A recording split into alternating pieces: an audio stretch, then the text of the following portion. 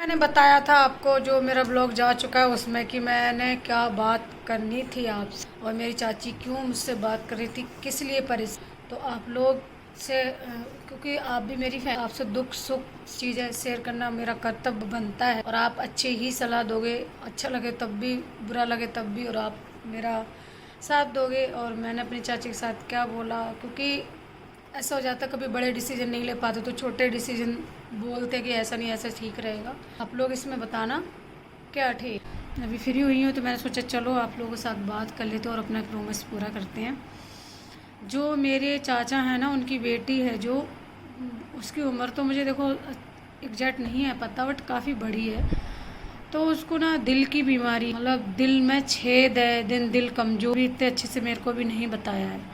वो चल नहीं पाती, चलते चलते थक जाती, उसकी सांस फूल, वो काम नहीं कर पाती है।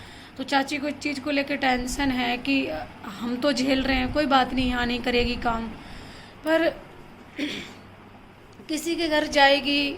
अब इतना अपने पास पैसा, हम लड़की को बहुत अमीर घर में दे दें जो नौकर चाकर लगे, और दूसरे नंबर पे लड़की किसी भी घर में जाए उसको खाने का, घर की साफ सफाई, अपनी केयर, अपने बच्चों की तो करनी ही पड़ती है, चाहे कितना भी बड़ा परिवार हो। समझ सकते हो ना, क्योंकि अपने बच्चों को अपनी केयर, अपना घर परिवार जो अपना खुद देख सकता है बंदा, वो किसी और पर डिपेंड नहीं रह सकता, चाहे कितना भी बड़ा परिवार हो। ठीक है, जैसे मैं हूँ, अपने आप को लगा कर, मैं भी उस घर की बेटी हूँ। देखो, मैं जब शादी करके आई थी ना, तो मेरे को ससुराल से कोई सीख दी ना, मुझे कभी मायके वालों ने सीख दी। मैं चली जैसे चली, अपने हिसाब से चली, अपने दिमाग से चली। मेरे सिर पे किसी का सपोर्ट नहीं था, बिल्कुल ही नहीं था। ना सास ननद, तो ननद तो जा चुकी थी, सास मेरी थी नहीं, ससुर भी जल्दी गुजर गए थे। ठीक है, अटैचमेंट बहुत था मेरा ससुर जी के साथ, बट चले गए तो उसका कुछ नहीं कर सकते ना। मैं टूट गई थी जब पापा ख़त्म हुए थे। मेरे को उस घर में जाना गंदा लग रहा था, उस कमरे में जाना गंदा लग रहा था, बट मेरे पे इतने सारे ब्लेम लगे, बहुत सारे ब्लेम लगे। मैंने वो भी इसकान सुने, इसकान निकाल दिए कि इसने सेवा नहीं, इसलिए मर गए। और क्या बोलूँ मैं, मेरे को ना ये एक सेकंड ना, कीड़े, इतनी ज़्यादा उम्र भी नहीं थी मेरी, देखा जाए तो छोटी उम्र में मेरी शादी हो, पापा का मर्जी नहीं था, बट मेरी बुआ की वजह से आज इस दुनिया में नहीं है मेरी बात। कैसे कैसे मैनेज किए मैंने, क्या दिन देखे, सब मैनेज किए। मेरे घर वालों को आज तक नहीं है पता, मैंने आज तक अपना दुखड़ा एंड कोई प्रॉब्लम देखो शहर नहीं कि मैं झेलती चली आई, झेलती चली आई। चीज़ भी होनी चाहिए एक लड़की के अंदर। दूसरे नंबर पे सास ससुर होने चाहिए, चाहे बुरे हों चाहे अच्छे हों, मैं तो यही कहूँगी, क्योंकि बिना सास ससुर से ज़िंदगी जीना मेरे को तो बिल्कुल ही अच्छी नहीं लगी।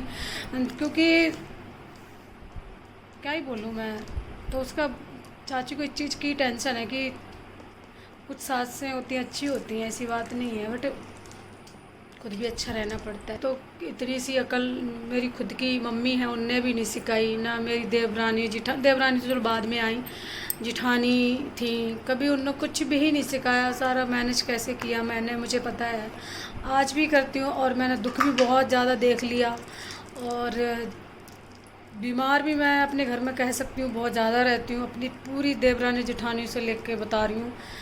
और 3 मेरे ऑपरेशन हो, मैनेज करना, किसी ने देखो कोई साथ, चलो वो तो एक अलग बात है, जब हम नहीं जा पाते तो किसी पे हम जोर नहीं रख सकते, क्यों नहीं आए, है ना। वो तो चलो कोई बात नहीं है, घर घर की कहानी है।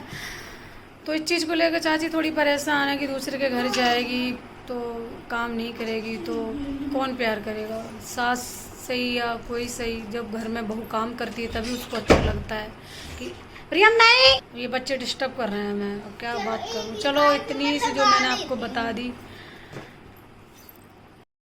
परेशान कर रहे थे इसलिए मैं बात नहीं कर पा रही थी। तो फिर अभी थोड़ी शांत हो गए, तो फिर मैंने सोचा चलो फिर से कर लेते हैं।